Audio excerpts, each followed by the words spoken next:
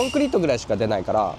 イオスで働こう。今日もちょっとこれ、ハウマッチですよ。足場も入れるよね、はい、足場も入れる。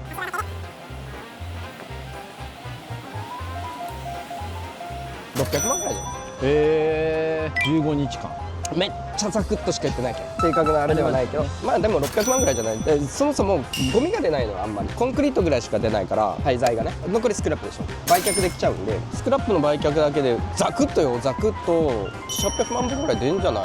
解体の仕事は分解するだけじゃないんです。